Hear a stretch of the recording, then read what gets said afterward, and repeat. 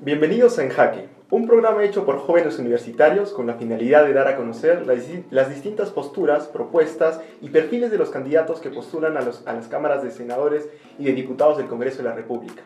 Mi nombre es Diego Abarca Pinto, estudiante de Ciencia Política y Gobierno, y el día de hoy contamos con la presencia del candidato Ronald Fernández Bravo, quien postula al cargo de senador con el número 1 por el partido Juntos por el Perú. Candidato, muy buenos días. Buenos días, ¿cómo estás? Sí, bueno, yo soy Ronald Fernández Bravo, soy ingeniero civil, tengo una maestría en manejo y gestión de proyectos hidráulicos, ¿no? He trabajado mucho en general en toda la región de Arequipa, ¿no? He trabajado en programas de desarrollo rural, en programas de seguridad, he trabajado en la Autoridad Nacional del Agua muchos años, he sido director de la Autoridad Nacional del Agua, soy especialista en el tema de gestión de recursos hídricos, ¿no? Entonces, esa es un poco mi trayectoria, ¿no? Claro, vemos que ha sido una trayectoria más o menos enfocada a la ingeniería, hasta en la Autoridad Nacional del Agua, cargos administrativos, me imagino. Parte de cargos administrativos, pero parte de cargos de desarrollo. O sea, yo he trabajado, como te decía, programa de desarrollo rural, por ejemplo, hace muchos años en toda la parte alta de la sierra, cuando había altos índices de mortandad infantil, altos índices de anemia, altos índices, igual un poco como ahora, ¿no? Y también de desnutrición crónica infantil, ¿no? Entonces yo trabajé justo con toda esa zona para desarrollar hacer desarrollo rural para resolver esos problemas, ¿no? O sea, entonces, candidato, y ahora que lo conocemos un poco mejor en su perfil profesional, técnico, ¿qué lo inspira a usted a postular al cargo de senador? Mira, en general la política es la que toma decisiones, ¿no? Yo también estudio política, o sea, no en la universidad, pero conozco de política, conozco de ciencias políticas. He estudiado, he leído bastante, ¿no? Me gusta leer mucho. Y la política es la que toma decisiones. Nosotros los técnicos podemos actuar, podemos hacer algunas cosas, pero las decisiones vienen de la política, ¿no? No solo de las políticas públicas, porque nosotros podemos establecer políticas públicas en el país, podemos legislar políticas, pero también vienen de políticas internacionales, ¿no? Nuestro país ha sido un país dominado desde la colonia, ¿no? Y en la colonia vinieron ya con una orientación, ¿no? Ustedes saben que primero acá tuvimos lo que fue las reducciones de Toledo cuando recién se organiza el territorio, ¿no? Porque anteriormente estaban prácticamente los señores feudales virreyes y estaban, digamos, las encomiendas, ¿no? Los encomenderos, ¿no? Acá tuvimos encomenderos en Arequipa, tuvimos la gran encomienda, por ejemplo, que había que ir al de Yanqui Ulinsaya, que se llamaba, ¿no? Esta encomienda era del hermano de Pizarro. Cuando se pelean con los almagristas, acá ha habido batallas, ¿no? Coporaque era un casi casco fuerte, lo que era el Valle del Colca. Había seguro que ustedes conocen, han ido a Coporaque, está el castillo todavía, ¿no? Todo el baile, por ejemplo, el Huitite viene de esa zona, ¿no? Viene de ahí, ¿no? De lo que fue los Collaguas, ¿no? Entonces, cuando vinieron, por ejemplo, a los pizarristas, llegan ahí, desmantelan, porque había también cobre para hacer justo las cerraduras de sus caballos y los persiguen hasta Callali, ¿no? Entonces, ahí, digamos, ya en la transformación, la primera transformación que se hace con lo que es Toledo, por ejemplo, todas las reducciones, aparecen justo el Cabanacón de Callali, todo lo que fue reducciones, ¿no? Y las primeras matanzas de indios que hubo, ¿no? Inclusive si uno va a Callimarca, por ejemplo, en Cabanacón, debe encontrar los huesos en las mismas casas, ¿no? Señor candidato, nos comentaba acerca de su percepción un poco histórica del Perú y nos hablaba de un Perú sometido en la conquista. Su idea de nación, su idea de Perú va anterior a 1821, es decir, prácticamente excluyendo lo que es la mayoría peruana, ¿no? Una clase mestiza, criolla, que proviene de la fusión peruana-española, ¿es así? No, claro, eso fue la exclusión, pero también después de la República, ¿no? Porque después de la República, la primera constitución de Ribagüero, por ejemplo, ¿no? La primera constitución de Ribagüero todavía establece el tributo a indias. O sea, los indios eran los únicos que pagaban tributo, igual que fue en la colonia. Cuando San Martín hace la liberación del Perú, digamos, San Martín hace la abolición del tributo de indios. Pero sin embargo, cuando viene Simón Bolívar lo restablece. ¿Por qué? Porque Simón Bolívar tenía una deuda con Inglaterra, por la deuda justo por la guerra, por la independencia. Y vuelve a establecer el tributo de indios porque no había quien tribute en el país más que los indios, ¿no? Entonces, y después viene toda la etapa, digamos, de la independencia, donde prácticamente los militares, o sea, los grandes gamonales se apropiaron de los territorios indígenas, ¿no? Inclusive comunidades enteras, con pueblos y todos eran. Recién con Velasco se libera, digamos, ¿no? Porque ustedes no son muy jóvenes, pero yo sí he conocido cómo los tenían de pongos, o sea, los indios tenían que ir a trabajar a la casa de los patrones, los maltrataban, ¿no? Y era obligatorio ir a trabajar a la casa de los patrones, ¿no? O sea, todavía era un sistema feudal, donde el patrón les daba un pedazo de tierra y ellos tenían que pagarles o en tributo o les daban en mercancía o en producción, ¿no? Era un sistema feudal. Después, digamos, de toda esta etapa, recién nosotros entramos a un sistema de desarrollo un poquito más capitalista, o sea, de pequeña industrialización, porque nunca hemos industrializado, ha sido ya cuando entramos en la etapa de Leguía, ¿no?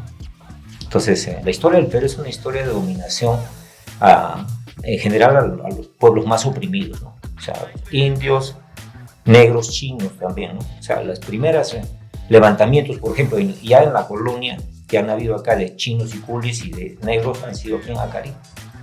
En Acarí los levantamientos, ¿no? Ahí los tenían cerrados en Chaviña, los tenían encerrados en galpones, los amarraban de los pies. Todavía, mira, imagínate, estamos hablando de ya la época no de la colonia, ¿no?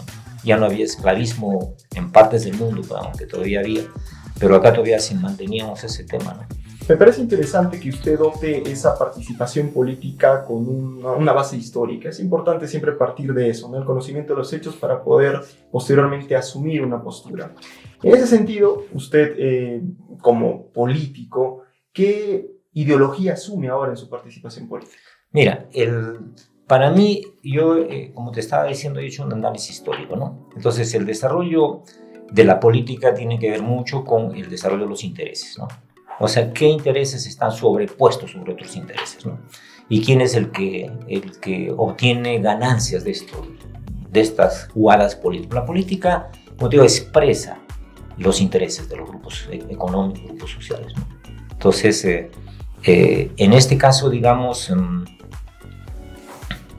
ya, digamos, como te indicaba con Leguía, ya viene un tema de la dominación norteamericana, ¿no? La famosa doctrina Monroe se empieza a implementar, ¿no? Porque anteriormente, seguro si ustedes conversan con sus abuelos, van a encontrar que sus abuelos todavía tenían la libra esterlina. Y hablan de la libra esterlina. Y acá mismo, o sea, acá en este mismo tambo decía que escondían los tachos con las libras esterlinas todavía, ¿no? ¿Por qué? Porque el comercio internacional se hacía principalmente con Inglaterra, ¿no? Entonces el dominio del comercio internacional está con Inglaterra.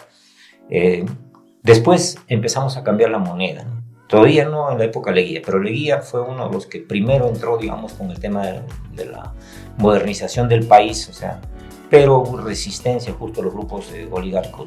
Por eso es que Leguía también lo meten a la cárcel y muere en la cárcel, ¿no? Pero Leguía también se alía a Estados Unidos y regala parte del país, ¿no? Por ejemplo, todo el trapecio amazónico lo regaló Leguía. ¿Por qué? Porque Estados Unidos necesitaba el canal de Panamá. En ese tiempo Panamá era parte de Colombia. Y como era parte de Colombia, Estados Unidos dijo, no, yo quiero el canal de Panamá. Pero como Colombia dijo, no, te voy a dar parte de Perú. Y le dijo a Leguía, o sea, es que regálale parte territorio peruano a Colombia, a cambio de que ellos tengan el canal de Panamá. Entonces, esas condiciones, digamos, como tú vas cambiando a nivel internacional, los grupos de dominación hacen, digamos, de que tú optes por una opción. Entonces yo optaba por la opción de los pobres, porque también he vivido con ellos. Yo, como te comentaba, trabajaba en zonas rurales, he caminado a pie casi todo Arequipa, donde no había ni siquiera en este momento carreteras, ¿no? Tapay, Cosnillo, Malata, Soro, o sea, zonas, Saila, Tauría, que ahora hay carretera, pero en ese tiempo no había. Se los he caminado y he trabajado con los mismos campesinos, ¿no? Y he visto su pobreza, he visto cómo todavía mantienen sus condiciones solidarias. Porque ellos sí son solidarios, ellos no son como nosotros, todavía mantienen pensamiento solidario. Hacen el AINE, uno va a Banaconde, hacen el AINE, o sea, la ayuda mutua. ¿Por qué? Porque no pueden de otra manera sobrevivir. Pero centrándonos un poco en la idea principal, en resumen, ¿usted qué postura asume? Mi postura es hacia los pobres. ¿Es social? Claro. ¿Por qué? Porque, como te digo, el tema del socialismo no es un cuco. El tema del socialismo significa que nosotros redistribuyamos la riqueza y a cada quien pueda tener lo que el país le ofrece. En la actualidad, mira, nosotros tenemos en el tema alimentario, por ejemplo, dos grandes consorcios que manejan el tema alimentario en el país, ¿ya? El Grupo Romero, que te maneja la importación del trigo, por ejemplo, casi el 97% del trigo importa. O sea, todo lo que viene con trigo prácticamente lo viene del Grupo Romero. Pero no solo el Grupo Romero, también importa todo lo que es alimentos para aves, para ganado, para porcinos. Entonces tienes ahí una dependencia fuerte alimentaria, ¿no? Y ustedes han visto todo el licor, todo lo que produce el Grupo Romero. Pues el Grupo Gloria, que maneja ahorita prácticamente el 80% de los lácteos en el Perú, y no solo compra los lácteos y vende también, o sea, maneja toda la cadena de valor. Y también ahora está el Grupo Gloria con Coazúcar, o sea, el 70% del azúcar que consumimos ahorita es del Grupo Gloria. Entonces, lo que señalabas tú, la política económica que se ha implementado ha establecido monopolios y monopsonios. Entonces, y tú estás en una dependencia alimentaria. Tenemos 3 solo grandes empresas que extraen la anchoveta al mar. O sea, Hajduk, Diamante y Taza. Son esas 3 que manejan. Señor candidato, usted menciona un tema interesante acerca del surgimiento de monopolios en nuestro país. Yo me acuerdo una vez que leí a un economista y abogado, Alfredo Goulart, que hablaba acerca de los monopolios y como que en nuestro país cierto sector, sobre todo la izquierda, califica de malos o como un fenómeno inusual o negativo en el mercado la presencia de monopolios. Sin embargo, también se reconoce el surgimiento de monopolios que por la misma, vamos a decir, prestación de servicios o productos satisfactorios ha posicionado en el mercado. Es decir, que son monopolios que obedecen más que nada a su excelente calidad de producción o en todo caso a la variedad de productos que se dan al mercado. Entonces, ¿es necesariamente hablar de monopolio como algo malo? ¿No existe un monopolio positivo? Es que no existen monopolios positivos. ¿Por qué? Porque en la dinámica mismo del desarrollo del capitalismo y de la empresa, el monopolio concentra. Y cuando concentra significa que no hay otras empresas que puedan competir con él. ¿No es cierto? Entonces, cuando no hay otras empresas no tienes trabajo. El único que da trabajo es el monopolio. ¿No es cierto? Entonces, lo que sucede es con el desarrollo mismo, y no solo el desarrollo actual, es el desarrollo anterior también. La revolución industrial se hace porque el sistema feudal te impedía el desarrollo de fuerza productiva. Mira, España, cuando se hace la revolución industrial, España estaba manejado por reyes, ¿no? Y estuvo toda la etapa que se llamó la etapa oscurantista, ¿no? O sea, donde la iglesia impedía el desarrollo de la tecnología y la ciencia, ¿no? Ahí tenemos la muerte de Giordano Bruno, ¿no? O sea, por simplemente decir que la Tierra giraba alrededor del Sol. Entonces, toda esta etapa oscurantista no era solo un tema ideológico religioso, era también un tema económico. O sea, porque el rey, que representaba a Dios, ¿no es cierto?, él era rentista. O sea, sus ganancias de los reyes, condes, vizcondes, o sea, venían de la explotación del ciervo. O sea, le daban terrenos. Ustedes han visto hasta en las películas que hasta los venados, los bosques, todo eran del señor feudal, ¿no es cierto? Y el ciervo lo que tenía que hacer es trabajar para él. Pero cuando empieza a desarrollarse la agricultura y empieza a desarrollarse ya los artesanos, o sea, empieza a desarrollar, por ejemplo, las herramientas, y empieza a desarrollar una industria, si quieres, mínima. Cuando viene la revolución industrial, sobre todo en el tema de textiles, ¿no? Con textiles a vapor en ese momento, España se opone. ¿Por qué? Porque ellos decían no puede haber otros ricos. Los únicos ricos son los reyes, los condes. Entonces, pero cuando había la burguesía, pues los burgueses le decían porque aparecieron en Burgos, o sea, en la ciudad hacían las artesanías, ¿no? Entonces, ellos empezaron a ser ricos también, vendiendo la mercancía ya, no como el rey que era simplemente rentista, ¿no? Eso sucede en toda Europa y por eso es que viene lo que se llamó la reforma religiosa, ¿no? Calvino y Lutero. Y uno de los preceptos justo de Calvino dice, no solo los reyes pueden ser ricos, sino también nosotros. Entonces, porque las reformas religiosas se hacen en Alemania y se hacen en Inglaterra. Y por eso es que se libera el tema ideológico y político y empiezas a desarrollar la industria, ¿no? La industrialización. Pero ¿qué hace España? España lo que hace es decir no. 33 telares que había que se pusieron en España, cuando España tenía el monopolio de Indias, esos 33 telares los expulsó. Se tuvieron que salir de España, porque para ellos estaba prohibido hacer eso. O sea, no, eso era malo. O sea, justo el desarrollo industrial era malo. Y a pesar de que España tenía el monopolio de Indias. Entonces, ¿qué sucedía?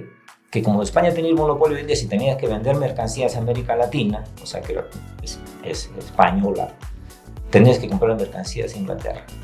O sea, todo el oro, la plata del Perú, a través de la Casa de Contrataciones de Sevilla, se iba a Inglaterra, aparte de los corsarios que le robaban también el oro a los españoles, ¿no? Eso se llama acumulación originaria, ¿ya? Entonces, ahí se van los capitales de América Latina hacia Europa, por eso es que Europa empieza a desarrollar. Pero lo que te trata de decir es de que hay etapas en las cuales, como decías, el monopolio, hay una concentración, ¿no es cierto? Y tiene que haber un cambio. Si no hay ese cambio, o sea, no puedes hacer desarrollo. Y te digo por qué. Porque el monopolio concentra. Y como concentra, también desarrolla tecnología. Porque tú tienes que desarrollar productividad del trabajo para competir, ¿no es cierto? Entonces, cuando el monopolio me dice me da una mercancía de mejor calidad, más barata, significa que se ha sacado del mercado un montón de gente, un montón de empresas, ¿no es cierto? Entonces, y como ha sacado un montón de empresas, significa que no hay gente que trabaje, o sea, hay gente que está desocupada, ¿ya? Porque el monopolio no concentra el trabajo, o sea, más bien la tecnología me reduce, ¿no es cierto? Porque incrementa la productividad del trabajo. Por ejemplo, ahora, ¿por qué no hay medicinas para la cura del cáncer? Porque hay empresas que no quieren que se desarrolle la tecnología. ¿Por qué hay empresas que no quieren que se desarrolle la tecnología? Porque su mercado es vender la medicina que digamos que en el caso del cáncer, por ejemplo, que mitiga el cáncer, ¿no? Pero no puede haber no cancerosos porque su mercado es de los enfermos, ¿no es cierto? Claro. Y ahí viene lo que sucedía en la época feudal, viene lo mismo, se empieza a trabar, digamos, el desarrollo tecnológico. La robotización es otro tema. Tú robotizas ahora, y ustedes han escuchado seguro que en China, por ejemplo, tienes mucha robotización cuando se hacen los celulares inclusive. Pero cuando tú robotizas, botas mucha gente a la calle sin trabajo, ¿no es cierto? Incrementas la productividad de trabajo, es cierto, incrementa la mercancía. Pero esa gente que está en la calle no tiene plata para consumir tu mercancía. Entonces, o sea, el límite a ese avance vendría a ser un tema más que nada para proteger al trabajador. Claro, es que lo que sucede es que generas crisis y generas crisis de sobreproducción. Señor candidato, conversábamos un poco para conocerlo, cuál es su postura, nos comentaba hechos históricos, algunas figuras económicas que usted pretendía explicarnos, ¿no? Y me parece importante, como habíamos dicho al inicio, ¿no? Partir de una base histórica para poder nosotros sustentar una postura política. Pero ahora vamos un poquito a la forma. Coméntenos, ¿cuál es su opinión respecto a la actual organización del Jurado Nacional de Elecciones en cuanto a tener tanta cantidad de partidos políticos que hoy día vemos posiciones como por ejemplo tanto la izquierda como la derecha totalmente fraccionadas, ¿no? Por la cantidad de partidos políticos? Claro, pero eso es parte de la política, ¿no es cierto? Porque la política construye un sistema de decisiones en el país. O sea, cómo decides en el país, ¿no? Y para yo poder tener el control de las decisiones, establezco un sistema de decisiones, ¿no? ¿Por qué se ha permitido que haya tanto partido político? Porque quieres disgregar el voto, ¿no es cierto? Pero no solo disgregar el voto, sino lo que estás haciendo es individualizar el voto. En el mismo sistema tú dices, ¿sabes qué? Dentro de los mismos partidos tienes que competir, ¿no es cierto? O sea, entonces el partido no tiene una idea única. Son los individuos. Cuando tú haces una sociedad donde dices tiene que la población decidir, ¿no es cierto? Y le quitas la decisión a la población.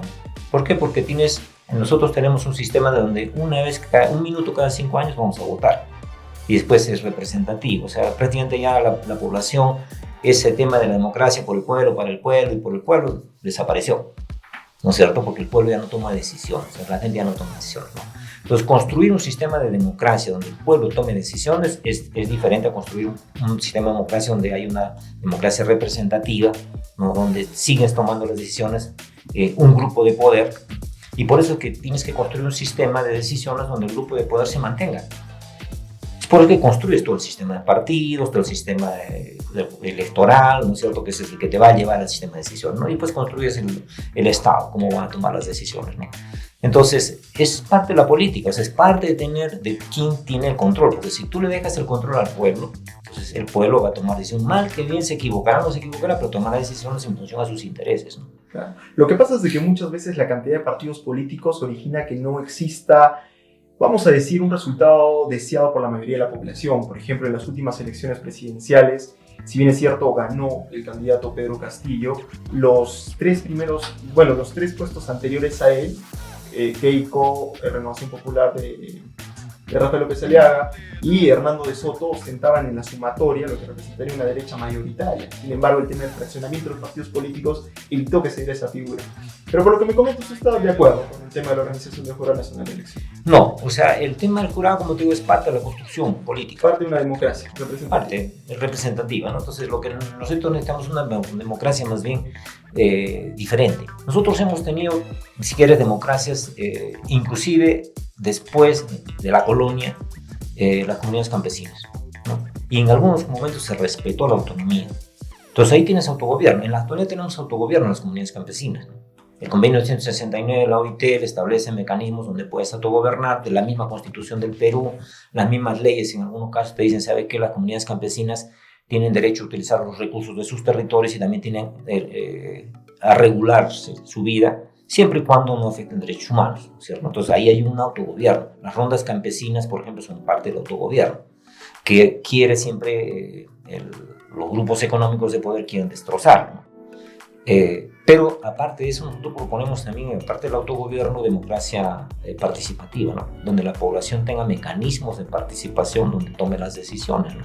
Por ejemplo, las consultas sobre el territorio. Nosotros no tenemos consultas sobre el territorio. Ahora mismo en la zonificación ecológico-económica, el ordenamiento territorial te dice que no puede, estas consultas no son vinculantes, o sea, si la población no quiere que pongas una mina, no importa. Lo que importa es quién toma la decisión de poner la mina y quién se lleva los recursos, ¿no es cierto? Pero si la población no quiere, mal que bien, equivocada o no equivocada, no quiere, porque está en peligro su vida, o siente por lo menos que su vida está en peligro, ¿no es cierto? Entonces, esos sistemas que están construidos con todo lo que es el sistema electoral, la OMP, el control de partidos, la OMP mismo te controla, ¿no es cierto? Te dice, oye, ¿sabes qué? Tú tienes que decir esto. Tu plan de gobierno tiene que ser de esta manera. Entonces ya estás, sigamos, encajonando las ideas, ¿no es cierto? Entonces todo este sistema está construido de esa manera. Hay que construir un sistema donde la población pueda tener mecanismos de participación. En algunos países, por ejemplo, ni siquiera hablamos de socialismo, los mecanismos de participación hasta pueden revocar ministros, ¿no? Con un referéndum, la población 10% solicita referéndum, se va al referéndum y se saca al ministro, ¿no? O se saca al congresista, ¿no? ¿Por qué? Porque ese sí es el derecho de la población, o sea, trasladar la decisión a la población, ¿no? No, digamos, al revés, un minuto cada 5 años decido y después me olvido, ¿no? O sea, ya el pueblo no decide nada, o sea. Sí, es importante, la cuestión de formas en la democracia es muy importante. Pero vamos a centrarnos ahora un poco en sus propuestas, señor candidato. Un tema que preocupa no solamente a la población arequipeña, sino que es un problema a nivel nacional, son los elevados índices de inseguridad ciudadana. Según el plan de gobierno del partido Juntos por el Perú, 86% de peruanos considera que puede ser víctima de un delito patrimonial en los próximos 12 meses. Y a niveles de Arequipa, 30% de arequipeños señala haber sido víctima ya de un delito patrimonial. Es decir, 1 de cada 3 arequipeños es víctima de un delito. Frente a estos índices de inseguridad ciudadana, en caso de usted ser electo senador, ¿qué medidas urgentes propondría en la Cámara de Senadores para poder mitigar estos índices de inseguridad ciudadana? Mira, hay dos condiciones, ¿no? Hay las condiciones de estructura, ¿no? Hay las condiciones de estructura. Tú has estudiado ciencias políticas, ¿no es cierto? No sé si has estudiado a Luhmann cuando habla de los sistemas sociales. Luhmann es un pensador alemán, donde establece los sistemas sociales, ¿no? Dice, los entornos son fundamentales para cualquier sistema. El sistema es entorno y unidad que opera. Estado, en este caso. Entonces, ¿y cuál es el entorno de la inseguridad ciudadana? Es la pobreza, ¿no? Porque la pobreza, ustedes mismos son jóvenes, casi el 20% de jóvenes ahorita ni trabajan ni estudian. Entonces ese joven que llega a una cierta edad y la familia no tiene para soportarlo, sobre todo en los sectores medios hacia abajo, lo botan a la calle. Y dicen, no puedo, ya, búscate un trabajo, búscate un empleo. Y en sociedades donde tú no generas industrialización, si no eres primario exportador, ¿no? ¿Qué hace ese joven? Primero va a tratar de buscar la vida como pueda, ¿no es cierto? Y donde no encuentre, o sea, no va a morirse de hambre. Y todavía si tiene familia, ¿no? Mucho peor. Entonces va a ir hacia la delincuencia, por más que no quiera, ¿no es cierto? ¿Cuál es su alternativa, ¿no? Entonces, esa es una condición de entorno, ¿no? Y esa condición de entorno es fundamental. La segunda condición de entorno es la educación. O sea, cómo la sociedad educa a la gente, ¿no? Si la sociedad te dice de que el sicario es lo máximo, porque tú ves películas norteamericanas donde el sicario es el mejor, ¿no es cierto? O el de la, digamos, el capo de la mafia, ¿no es cierto? Es el mejor, tiene carros, tiene todo. Entonces, ¿cuál es la orientación que le vas a dar? O sea, claro, puede ser sicario, ¿no? Porque eso te da estatus social. Entonces, esa es otra condición de entorno, ¿no? Y cuando vemos el tema que tú me dices de que los delitos patrimoniales, el CORESEC ha establecido el plan de seguridad ciudadana en Arequipa. ¿Cuál es la principal violencia que se ejerce acá, ¿no? En Arequipa? Es contra las niñas de 7 a 11 años y contra las mujeres de 11 a 14 años. Entonces, claro, nosotros también hemos puesto ahí, como te decía, la condición estructural, primero hay que ver después la condición de cómo implementas algunas acciones, ¿no? Pero ahora, por más que tú tengas 100.000 policías más, no resuelves el problema de violencia contra la mujer. Y eso es lo que está en el plan de seguridad ciudadana de Arequipa. Entonces, como uno dice, en el plan de seguridad de Arequipa, tu prioridad son las niñas, las mujeres, para que no tengan violencia familiar. Entonces, ¿por qué tú estás pensando primero en policías?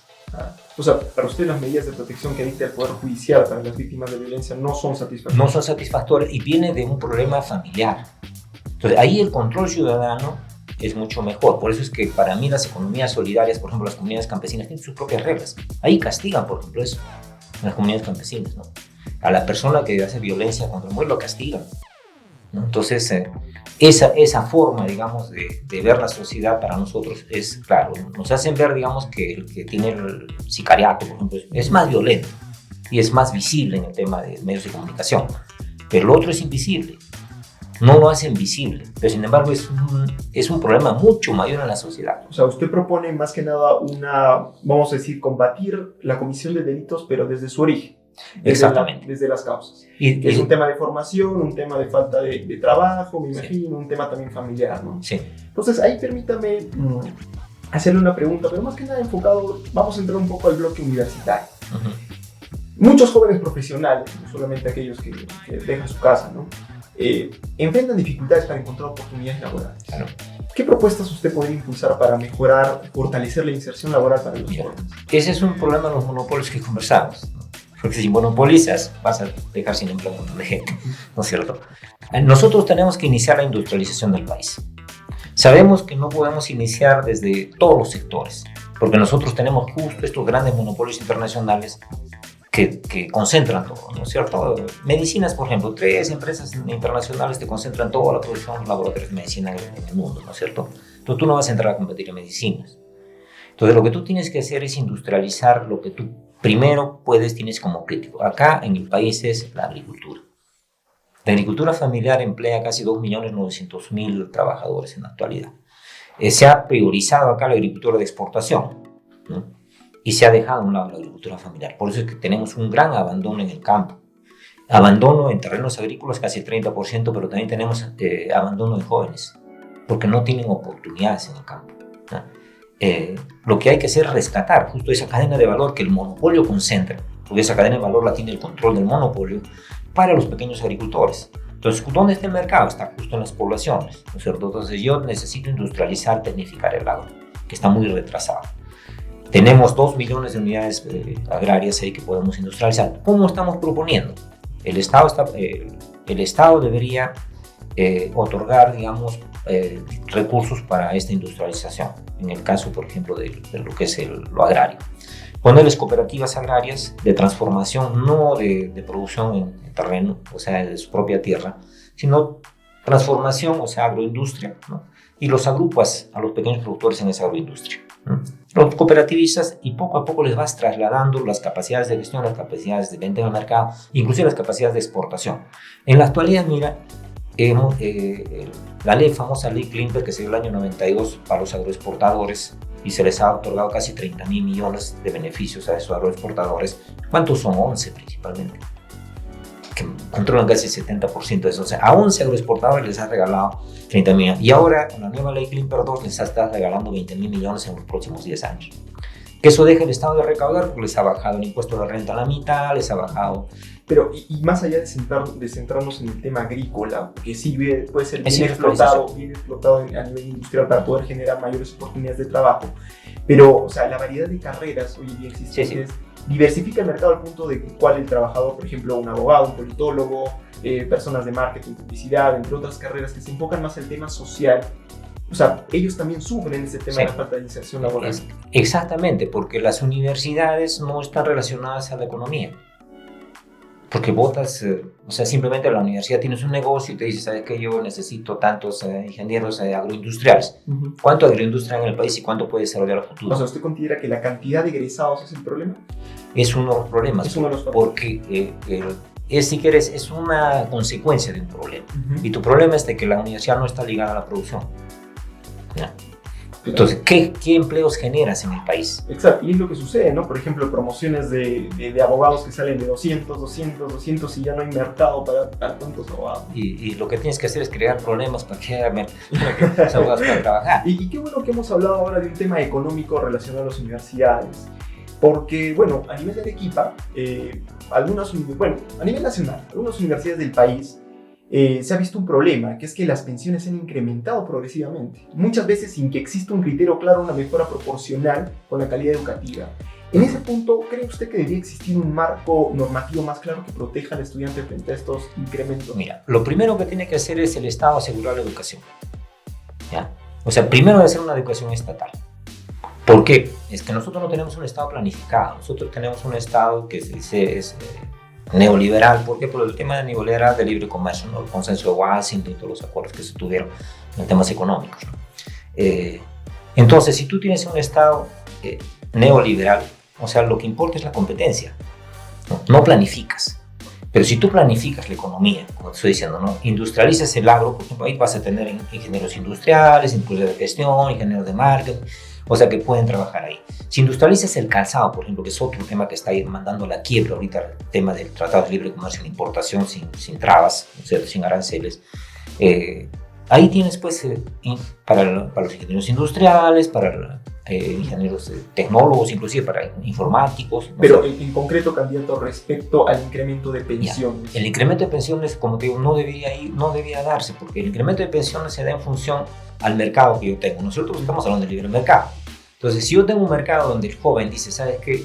Yo para competir y poder conseguir un empleo como sea, tengo que ser universitario, ¿no es cierto? Y tengo que ir a una universidad, tengo que ser pues bueno, porque si no en el mercado laboral de los jóvenes no voy a poder competir. Y como tú mismo me decías, tienes abogados que salen todos los años, 100, 200 de varias universidades, y entonces y no tienes el mercado para eso. Entonces, ¿quién va a entrar a ese mercado? O sea, ¿quién va a poder conseguir un empleo? El que es bueno, el que es mejor, ¿no es cierto? Por lo menos para el sistema. Entonces, ¿qué hace eso de ahí? O sea, si los jóvenes están diciendo, yo tengo que tener una profesión, si no, no puedo competir, entonces tienes que ir al mercado. Entonces, por eso las universidades se han aperturado, ¿no? Entonces, si tú tienes mayor mercado en el comercio, o sea, esta va a subir el precio, ¿no es cierto? Porque sí se maneja. Pero si tú tienes una economía planificada, le dices, ¿sabes qué? No, acá el Estado primero tiene que asegurar la educación a los jóvenes, pero tiene que asegurar la educación para que sean activos en la sociedad, no para que vayan a no hacer nada, no a pelearse entre ellos. Entonces, pero eso significa economía planificada. ¿Qué sectores de la sociedad voy a desarrollar? ¿Y qué sectores de la economía, de la producción voy a desarrollar? ¿No? ¿Para qué? Para que en esos sectores la gente que necesito, ya sea profesionales universitarios o técnicos, pueda producirlos. El clúster minero, por ejemplo, que es el que tenemos ahorita, ¿no? Porque tenemos pues una economía que se basa fundamentalmente en la producción de recursos como el gas, como los minerales. ¿Quién lo hizo? O sea, Sencico, por ejemplo, lo hizo Velasco. Velasco dijo educación técnica. Entonces, y el clúster minero que no requiere carreras universitarias, requiere más técnicos. ¿no? Y por eso es que ocupan mucho más técnicos, ¿no? En TechSoup, en Sensico, ¿no? Pero esto, como te decía, la demanda, digamos, de profesiones que existen, o sea, o la demanda de los jóvenes que tienen para poder competir necesitan una profesión, entonces eso hace que entres a las universidades privadas, ¿no? Muy bien, señor candidato. Bueno, pasando ahora a nuestro último bloque, un bloque de transparencia. Usted postula por el partido Juntos por el Perú, el cual cuenta como figura presidencial al señor Roberto Sánchez Palomino, al cual se le determinó responsabilidad a nivel del Jurado Especial de Elecciones respecto a la vulneración al principio de neutralidad por haber participado en un evento político en horas laborales y con recursos del Estado. ¿Qué opinión le merece este hecho suscitado por su candidato a presidencia? Mira, se le atribuye eso, pero él solicitaron licencia sin goce de haber por los trabajadores que trabajan, ¿no? O sea, porque, mira, el tema de la participación política es importante, ¿ya? Y es tema constitucional. O sea, tú no le puedes decir a un trabajador que no haga política. Yo soy funcionario, ¿ya? Claro, tú no puedes hacer política en tu trabajo, ¿no es cierto? Pero tú sales de tu trabajo y puedes hacer política. Tú pides licencia y puedes hacer política. Si no, estaría restringiendo tus derechos de participación política. Pero el Código de Ética del Funcionario Público, en las prohibiciones, señala expresamente que está prohibido el proselitismo político para los funcionarios públicos. Y funcionarios públicos son también los que eran sus asesores en el Congreso que participaron. Exactamente, dentro de tus horarios laborales. No señala eso específicamente. No, está bien, pero o sea, mira, en temas de derechos, ¿cuáles son derechos fundamentales? La participación política es un derecho fundamental, ¿no es cierto?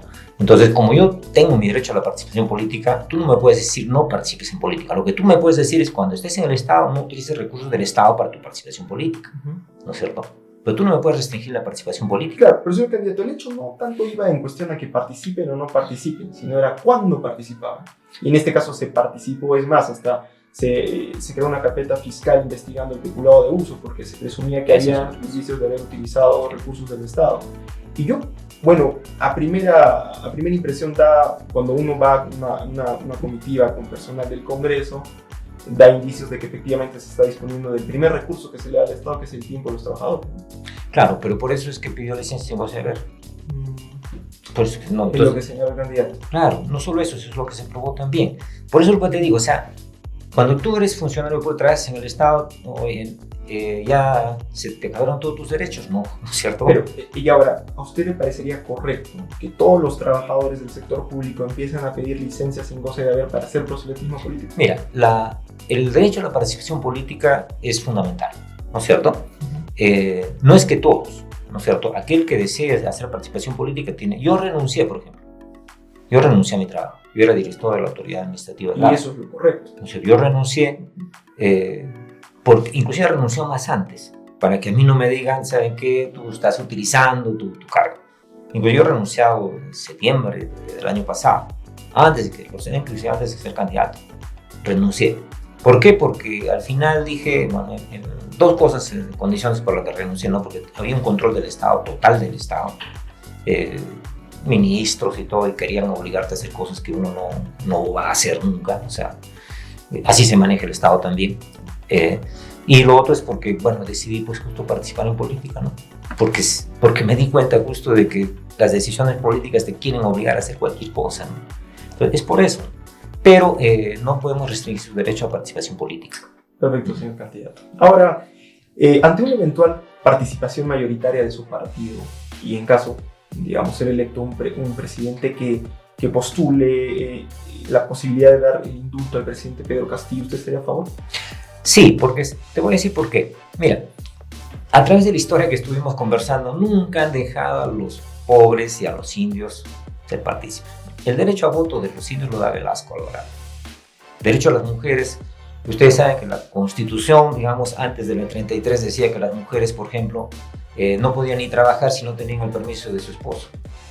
Entonces, ¿ves? Entonces hay restricción de derechos que se van estableciendo en función a los intereses económicos, ¿ya? Y siempre, anteriormente decían no solo los indios, decían también los analfabetos. Entonces el analfabeto no tiene intereses, no tiene nada, ¿no es cierto? O sea, no puede participar. Entonces dice, no, la meritocracia que ahora le han puesto, ¿no es cierto? Solo aquel que es magíster, doctor, puede ser presidente de la República, ¿no? no uno que viene profesor de pueblo o cualquiera que pueda, ¿no? O sea, esa es la exclusión que han tenido siempre. Los grandes cambios en las sociedades los han dado gente que no ha sido, digamos, poblaciones que han sido ignorantes. La Comuna de París en la Revolución contra Luis XIV, ¿no?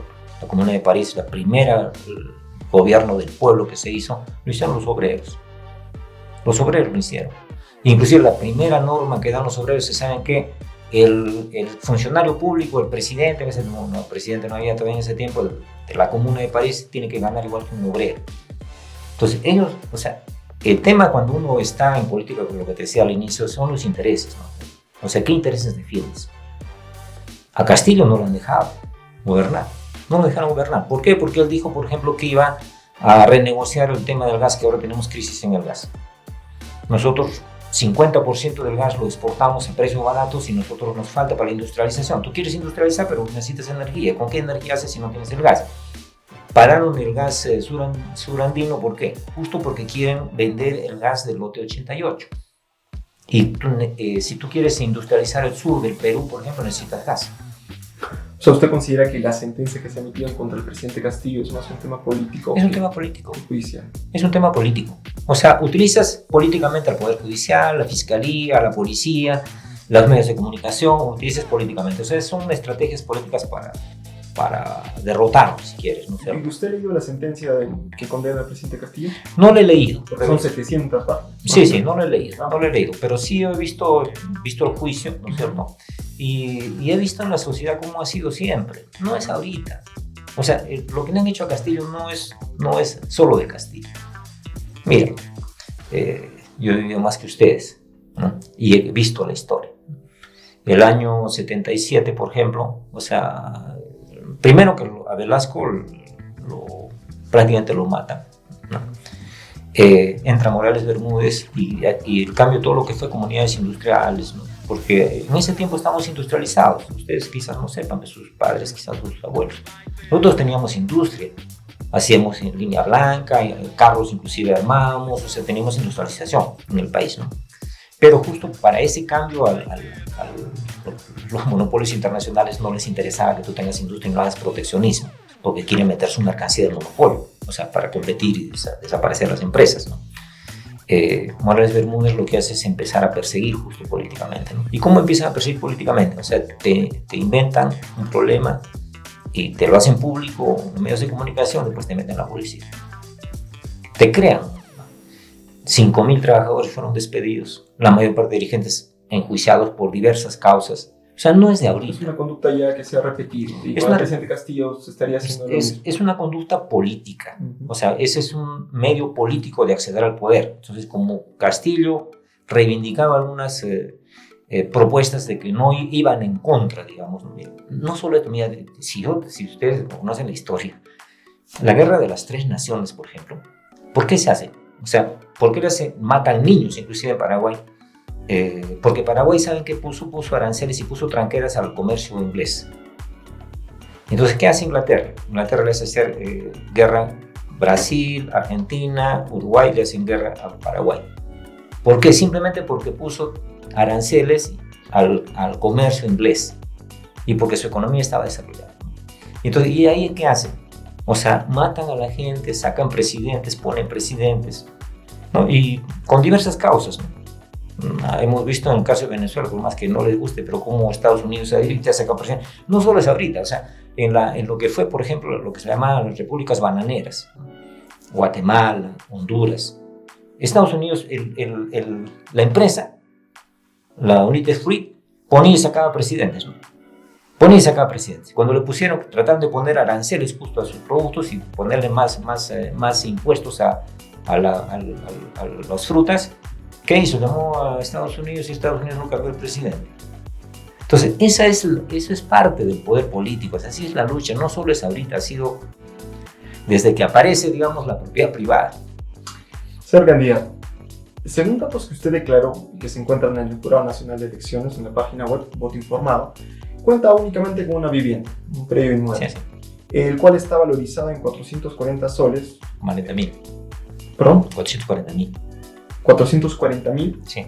Entonces parece que había un error en la ficha de inscripción del Jurado Nacional de Debe Elecciones. haber un error en la ficha. Perfecto, porque me parecía curioso, igual usted puso en observaciones que esa formaba parte de una alícuota de una sucesión intestada, me parece. Sí, sí. Perfecto, pero sería su único bien inmueble. No, son dos bienes. O sea, mi casa, que está valorizada ahí en autovalúo, ¿no? Que puede valer más, porque mi casa es ahorita al frente del hospital para la de Bustamante, ¿no? Yo esa casa la compré, por ejemplo, a $50 el metro y ahora está valorizada en $1,000 el metro, ¿no? Ahí, ¿no? Esa es la casa que yo tengo. Y después tengo una vivienda de mi papá, que tengo una alícuota ahí, que se llama DEPA. Sí. Perfecto. Sí. Entonces, señor candidato, ¿usted cómo financia su campaña política? Mira, mi campaña política la financia. Nosotros lo que hacemos es movilizar al partido, ¿ya? Principalmente. Yo voy a gastar, así sin mentirte, entre 20.000 y 30.000 soles en mi campaña, ¿ya? Porque yo he ganado, o sea, yo soy ingeniero. Mi último sueldo, si tú ves ahí también, ha sido 11.000 soles, ¿no es cierto? O sea, no ha sido un sueldo, digamos, en el promedio es un sueldo alto. Aparte tengo mi AFP. Mi AFP yo tengo casi... Son ingresos personales. Personales. O sea, no...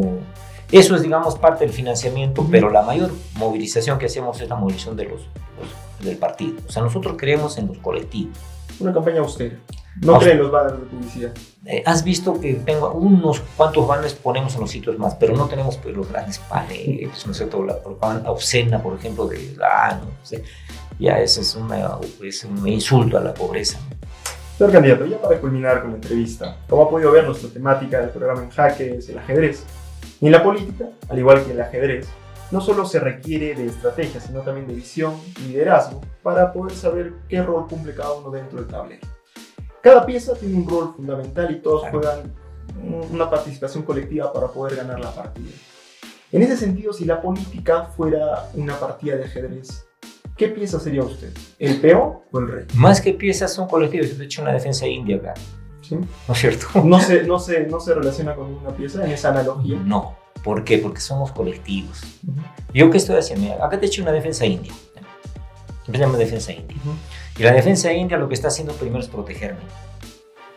Primero estoy estableciendo mis condiciones para yo tener las condiciones para hacer mi estrategia y ganarte. Y después muevo las piezas. Entonces, yo no soy una pieza de acá.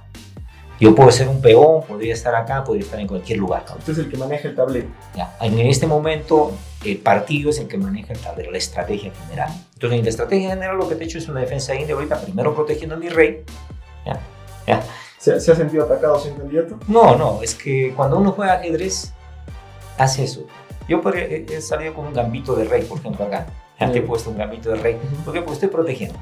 Pero después empiezo a establecer mi estrategia de ataque, o sea, en función de cómo tú vas haciendo, ¿no es cierto? Esa es la política. Pero a veces esa defensa pasiva no funciona. No, es que la defensa pasiva no es una defensa absoluta. Pero es una estrategia. Es una estrategia donde primero establezco, o sea, como digo, cuando tú vas a la guerra, yo he sido soldado también. Sí, he sido soldado. Inclusive yo estuve el año 76 y con los chilenos nos enfrentamos parte, íbamos a invadir Chile y después Justo Morales dio la orden de retirar. Pero cuando tú haces una estrategia, tú estableces, primero tienes que proteger tus sitios débiles y tienes que establecer tu logística, ¿ya? Porque sin logística mueres. Lo que está sucediendo en la guerra ahorita, ¿no? O sea, con los drones, por ejemplo, te bajan toda la logística. Primero, ¿no es cierto? Para que no puedas tener abastecimiento. Y después estableces tu estrategia de ganar, si quieres, ¿no? O sea, de combate, o sea, cómo vas a derrotar al enemigo, ¿no? En función de cómo estén moviendo sus piezas. Entonces, eso es la ajedrez. Interesante postura, señor candidato. Sí, así es el ajedrez. Y ya para culminar, tienes un minuto para dirigir un mensaje a la comunidad universitaria. Bueno, a los jóvenes lo que necesitamos en el país es industrializar. No necesitamos un país primario exportador donde se vayan todos los recursos hacia el extranjero, no solo minerales, sino también recursos económicos que podrían redistribuir y podrían generar riqueza en el país, ¿no? Estados Unidos, que es el principal neoliberal, ¿no es cierto? Que antes decía, no, hay que aperturar mercados, ahora cierra sus mercados y pone aranceles, ¿sí? De acuerdo a como él quiera. ¿Por qué? Porque hay una crisis global ahorita, ¿no? El imperialismo mundial. Entonces, lo que nosotros queremos es desarrollar industria. No queremos cambiar de la noche a la mañana totalmente, porque así como decimos en ajedrez, ¿no es cierto? No tenemos la fuerza suficiente para hacer un cambio total. Hay que cambiar de acuerdo a cómo las personas van acomodándose al sistema. Y en este cambio lo que necesitamos primero es industrializar, generar riqueza para recuperar algunos recursos para el Perú, para poder darle a la gente que se muere. 47% de anemia, ¿no? O sea, no es posible. Miren, ustedes quizás no conozcan, pero yo cuando estaba 21 niños, o sea, 21% de niños morían por enfermedades diarreicas agudas o respiratorias. Y nadie los veía. Ahora todavía tenemos 12%. Entonces, ¿cómo tú haces eso cuando tú ves, digamos, que un Elon Musk tiene ahorita 3.000 billones de dólares en su fortuna y África se está muriendo, ¿no? Y Elon Musk tiene una fortuna que es 3 veces el África. Entonces, digamos, uno que tiene conciencia, o sea, digo, ¿y para qué necesito 3.000 billones de dólares? ¿Para qué necesito? O sea, no. Todas mis generaciones de acá a 200 años de que se cae la tierra van a tener recursos, ¿no es cierto? O sea, ¿para qué concentrar de esa manera? Entonces, yo creo que los jóvenes deberían recapacitar, decir, está bien, uno necesita vivir bien, pero no solo uno, sino todos deberíamos vivir bien, ¿no? Y eso es lo que quiere Juntos por el Perú. Sabemos, así como el ajedrez, que las piezas se van a mover y las piezas que tienen el poder no van a querer que tú hagas eso, ¿no? Pero nosotros estamos en la batalla, ¿no? Y la fuerza que nosotros tenemos en este ajedrez es justo a nuestros peones, la gente del pueblo, que sí tiene que proteger los intereses que ellos requieren. Juntos por el Perú está por eso. Yo voy como candidato a senador, Ronald Fernández Bravo. Me conoce mucha gente por mi trabajo técnico a nivel internacional, inclusive sobre temas de cambio climático y temas de agua. Y voten pues por el uno, por Juntos por el Perú. Más que por el uno, voten por Juntos por el Perú para poder hacer algunos cambios en el país, ¿no? Señor candidato, muy agradecido, ha sido un gusto tenerlo con usted. Y por favor, no se olvide de actualizar su ficha de datos del Programa Nacional de Elecciones, porque aparece, como les puedo mostrar, luego 440 soles. No vaya a ser que lo tachen por falsedad. No, pero yo no he puesto eso. O sea, ¿sí? Ha sido un error, me imagino. Ahí dice casa 440 soles. Lo que pasa es que el jurado es el que tiene ese problema. En base a las fichas que llenan ustedes. Sí. Ya. No, pero creo que se puede actualizar. Sí, Igual, sí, señor candidato, sin perjuicio de eso, ha sido un gusto contar con usted. Igual, agradecemos su participación aquí en el programa y esperamos contar con usted en una próxima oportunidad. No hay problema. Mucho gusto. Mucho gusto. Hasta luego.